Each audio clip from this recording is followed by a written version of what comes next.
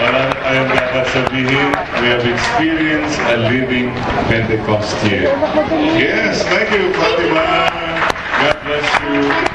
God bless you. Mama Mary loves you and me too. Let's bless one another. Bless mo yung katabi mo. God bless you. Sampal-sampal mo. Mama Mary loves you and me too. One more time. Pentecost is now. God bless you. Akbayan mo yan. Mama Mary loves you and me too. Praise the Lord. Thank you, Father.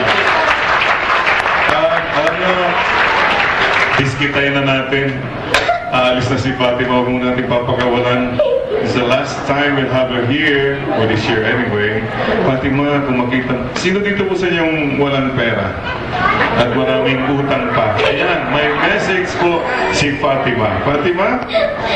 Kung Kay walang pera at maraming utang pa, huwag ka nang mag-alala at mayroon pang pag-asa.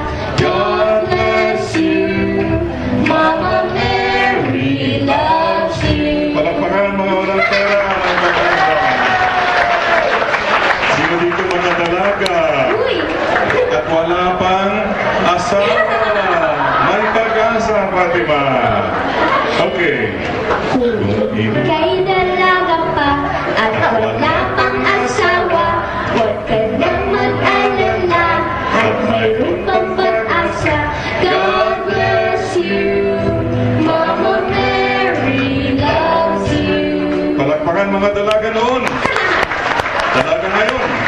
Dalaga magpakailanman. Sino dito mga matatanda?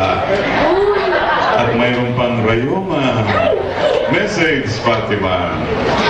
Kung ika'y matanda na at mayroong nayuma pa, huwag ka nang mag-alala at mayroon pang pag-asa. God bless you, Mama Mary loves you. Amen.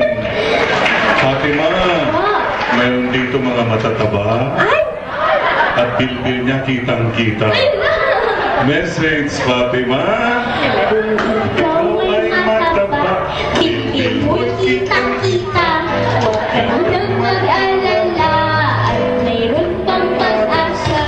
God bless you, Mama Mary loves you. Amen. Nagagaling ko na namin sa Dunsol, yung butanding.